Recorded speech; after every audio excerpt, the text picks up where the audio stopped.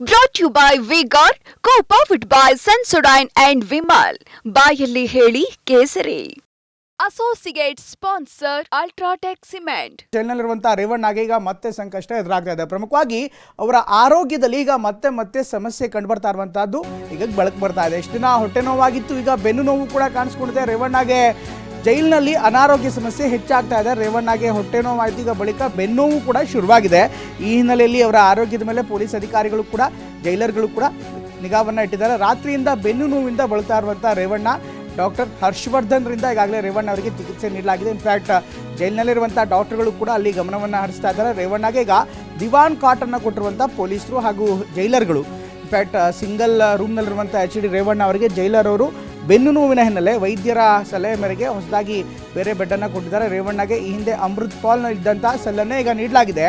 PSI ನೇಮಕಾತಿ ಕೇಸ್ನಲ್ಲಿ ಜೈಲು ಸೇರಿದಂಥ ಅಮೃತ್ ಪಾಲ್ ಆ ಸೆಲ್ನಲ್ಲೇ ಇವರು ಕೂಡ ಇದ್ದಾರೆ. ಅಮೃತ್ ಪಾಲ್ಗೆ ಇದ್ದ ಕೊಠಡಿಯನ್ನೇ ಈಗ ರೇವಣ್ಣಗೆ ನೀಡಲಾಗಿದೆ. ಹೀಗಾಗಿ ಆ ಒಂದು ಏರಿಯಾದಲ್ಲೇ, ಇನ್ಫ್ಯಾಕ್ಟ್ ಆ ಒಂದು ಸೆಲ್ನಲ್ಲೇ ಈಗ ಅವರಿಗೆ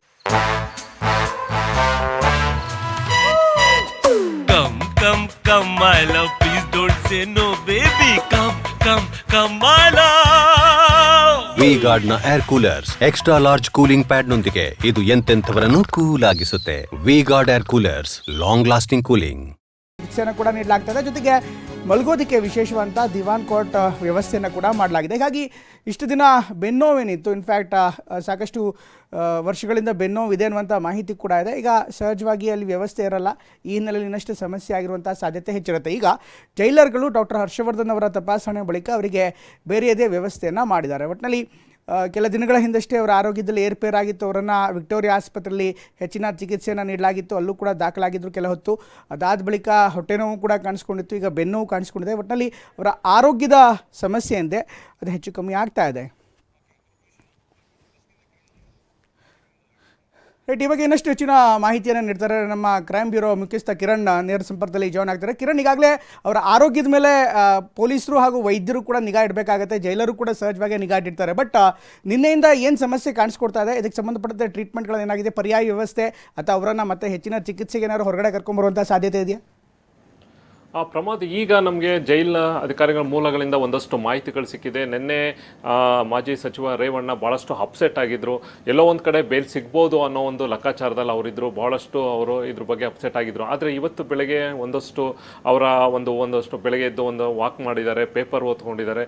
ಜೊತೆಗೆ ರಾತ್ರಿನೂ ಕೂಡ ನಿನ್ನೆ ನೈಟ್ ಅವ್ರಿಗೆ ಭಾಳಷ್ಟು ಬೆನ್ನೋವು ಕಾಣಿಸ್ಕೊಂಡಿದೆ. ಇಮಿಡಿಯೇಟಾಗಿ ಡಾಕ್ಟರ್ ಹರ್ಷವರ್ಧನ್ ಅಂತ ಅವರು ಕಂಪ್ಲೀಟಾಗಿ ತಪಾಸಣೆ ಮಾಡಿದ್ದಾರೆ. ಅವ್ರಿಗೆ ಇಡೀ ಅವರ ಸೆಲ್ಲಲ್ಲಿ ಅವರೊಬ್ಬರೇ ಇರುವಂಥದ್ದು. ಹಿಂದೆ ಅಮೃತ್ ಪಾಲ್ ಅಂತ IPS ಅಧಿಕಾರಿ PSI ಸ್ಕ್ಯಾಮ್ಸ್ಗೆ ಇದ್ದಂಥ ಅರೆಸ್ಟ್ ಆಗಿದ್ದಂಥ ಏನು ಜೈಲಿನಲ್ಲಿದ್ದಂಥ ಅಮೃತ್ ಪಾಲ್ ಅದೇ ಒಂದು ರೂಮನ್ನು ಇವ್ರಿಗೆ ಕೊಟ್ಟಿದ್ದಾರೆ.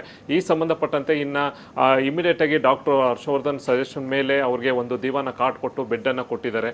ಸಂಬಂಧಪಟ್ಟಂತೆ ಬೆಳಗ್ಗೆನೂ ಕೂಡ ಜೈಲು ಒಂದು ತಿಂಡಿಯನ್ನೇ ಕೂಡ ರೇವಣ್ಣ ಅವರು ಸೇವನೆ ಮಾಡಿದ್ದಾರೆ. ಜೊತೆಗೆ ಪೇಪರ್ ಅನ್ನೋದು ಒಂದಷ್ಟು ಕಾರಿಡಾರಲ್ಲಿ ವಾಕ್ ಮಾಡಿದ್ದಾರೆ ಅನ್ನೋ ಒಂದಷ್ಟು ಇದೆ.